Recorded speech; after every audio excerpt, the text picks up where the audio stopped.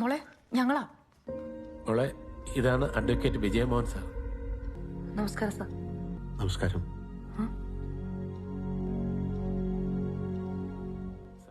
Sir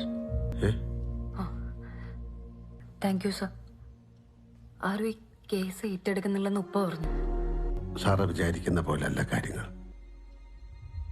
അപ്പോ sir ഈ case ഏറ്റെടുക്കാൻ വന്നല്ല അല്ലേ?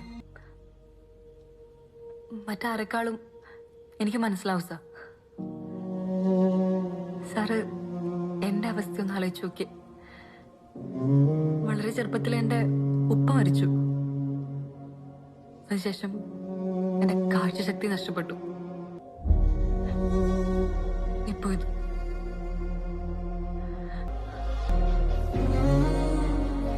എന്നെ ഉപദ്രവിച്ചവനെ പേടിച്ചിരിക്കാനൊന്നും ഞാൻ തയ്യാറൊന്നുമല്ല.